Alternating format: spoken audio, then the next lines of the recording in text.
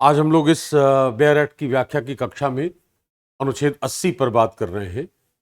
80 में राज्यसभा के गठन का उल्लेख है या उसकी संरचना है। लंबा अनुच्छेद है यह, इसमें कई तरह के प्रावधान हैं कि राज्यसभा में कौन होगा और कैसे वह निर्वाचित होगा, उसकी प्रक्रिया क्या होगी और उसमें संसद की क्या भूमिका है। ऐसी बहुत सारी बातें राज्यसभा की संरचना के बारे में लिखी गई हैं। राज्यसभा संसद का उच्च सदन है, यह हमने चर्चा की है अनुच्छेद 79 को पढ़ने के दौरान कि उसकी जो भाषा है 79 की, उसमें राष्ट्रपति, उसके बाद राज्यसभा, उसके बाद लोकसभा का उल्लेख है। तो जो क्रम है संस्थाओं को रखने का, उसमें राष्ट्रपति को हमने कहा है कि वह संसद का प्रधान है, अभिनंग है। हालांकि वह किसी का सदस्य नहीं है, किसी सदन का, लेकिन दो सदनों वाली जो विधायिका हमारी है उसमें राज्यसभा उच्च सदन और लोकसभा निम्न सदन के रूप में प्रतिष्ठित है। इसको हम इस आधार पर भी प्रमाणित कर सकते हैं कि 79 में जिस तरह की क्रमबद्धता रखी है हमने, उसी आधार पर हमने दोनों सदनों की संरचना की बात कही है। पहली संरचना है राज्यसभा के अनुच्छेद 80 में और फिर लोकसभा की है अनुच्छेद 81 में। तो 80 पर एक नजर डालें। लंबा अनुच्छेद है जैसा कि मैंने कहा, और उसमें कई तरह की बातें शामिल हैं जिनको समझने की जरूरत है। लिखा है कि राज्यसभा राष्ट्रपति द्वारा खंड 3 के उपबंधों के अनुसार नाम निर्देशित किए जाने वाले 12 सदस्यों और राज्यों के और संघ राज्य क्षेत्रों के 238 से अनधिक प्रतिनिधियों से मिलकर बनेगी। इसका मतलब है कि यहां पर नाम निर्देशित करने वाले, इसको कहते हैं नॉमिनेशन, मनोनीत, और यहां है प्रतिनिधि, इसका मतलब है निर्वाचित। तो पहली बात क्या हो गई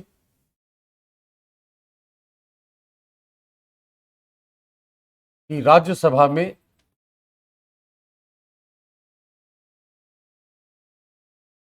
मनोनीत प्लस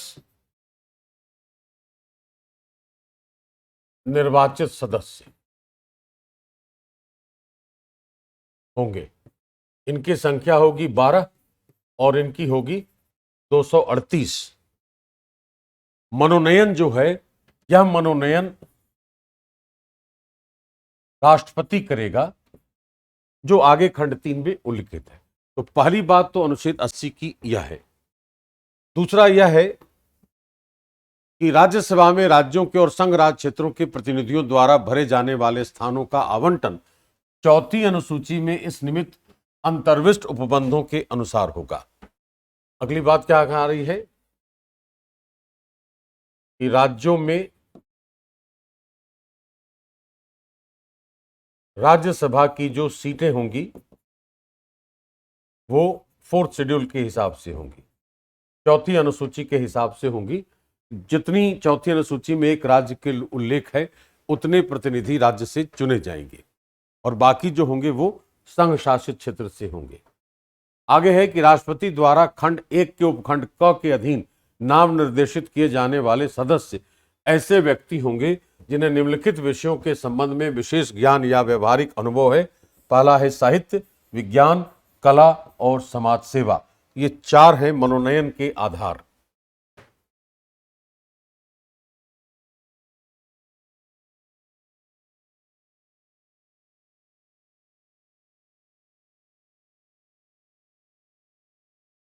साहित्य, कला, विज्ञान और समाज सेवा, इस आधार पर हम मनोनयन करेगा राष्ट्रपति। अब बाकी जो 2 खंड हैं इसके, वो बता रहे हैं कि निर्वाचन की प्रक्रिया क्या होगी। इसमें बात आ रही है खंड 4 में कि राज्यसभा में प्रत्येक राज्य के प्रतिनिधियों का निर्वाचन होगा उस राज्य की विधानसभा के निर्वाचित सदस्यों द्वारा आनुपातिक प्रतिनिधित्व पद्धति के अनुसार एकल संक्रमणीय मत द्वारा किया जाएगा। पूरी प्रक्रिया इसमें उल्लिखित है। कौन मतदाता होगा और किस विधि द्वारा होगा, इसका उल्लेख है। लेकिन 5वां खंड यह कह रहा है कि राज्यसभा में संघ राज्य क्षेत्रों के प्रतिनिधि ऐसी रीति से चुने जाएंगे जो संसद विधि द्वारा विहित करे। तो इसमें कौन मतदाता होगा और कैसी विधि होगी, इसका उल्लेख नहीं है और यह दायित्व संसद को सौंप दिया गया है कि संसद जैसी विधि बनाएगी, जैसी रीति तय करेगी, उसी रीति के हिसाब से होगा। तो दो बातें राज्यसभा की संरचना में और आ जाती हैं कि राज्यों से प्रतिनिधि जो होंगे वो विधानसभा के सदस्यों द्वारा निर्वाचित होंगे और रीति जो है वह आनुपातिक प्रतिनिधित्व प्रणाली है और इसमें एकल संक्रमणीय मत पद्धति है। लेकिन जो संघ शासित क्षेत्र के हैं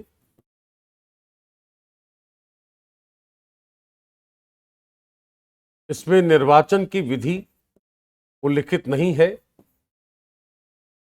और संसद विधि द्वारा इसको निर्धारित करेगी।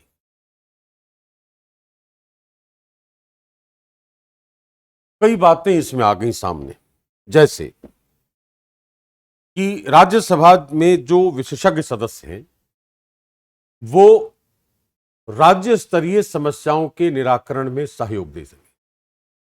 राज्यसभा राज्यों की प्रतिनिधि सभा है, तो राज्य स्तरीय समस्याओं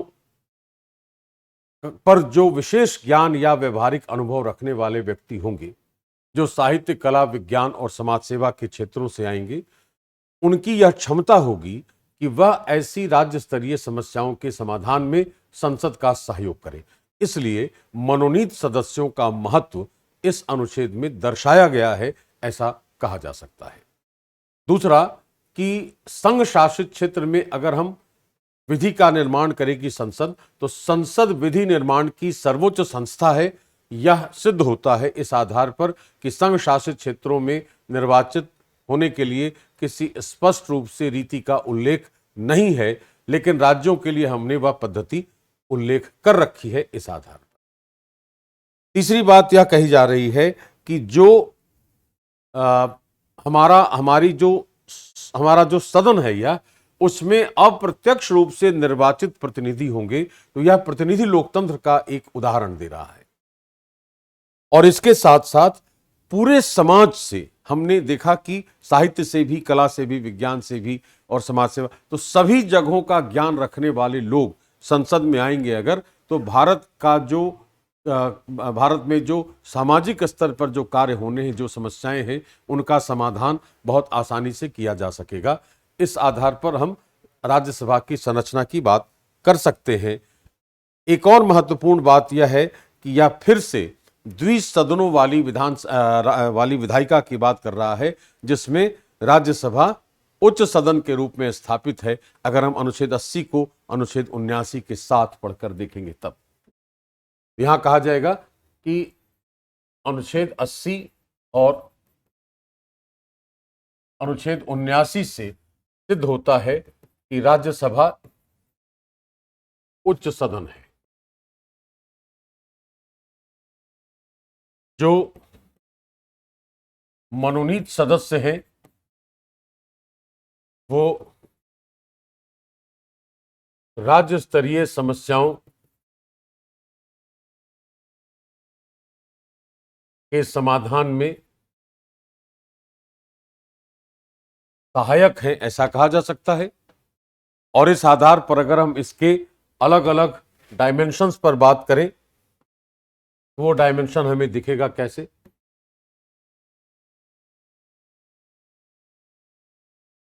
संवैधानिक जो आयाम है, सिद्धांत कह लें इसको, जो संवैधानिक आयाम है वह कह रहा है द्विसदनीयता।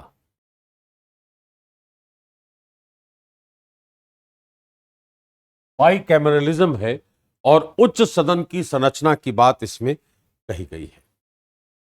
दूसरा जो इसका राजनीतिक आयाम है, उसमें अभी जैसे हम लोग बात कर रहे थे कि उसमें 238 सदस्यों के अप्रत्यक्ष निर्वाचन की बात है, तो यह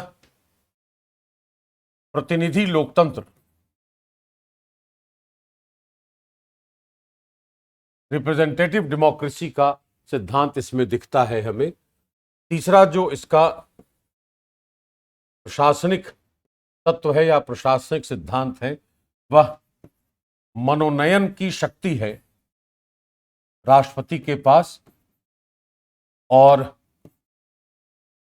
राज्य स्तरीय समस्याओं के समाधान में विशेषज्ञता की बात है यहां, यह उसका प्रशासनिक आयाम है। और चौथा जो सामाजिक, आर्थिक, सांस्कृतिक सब कह लें, तो समाज के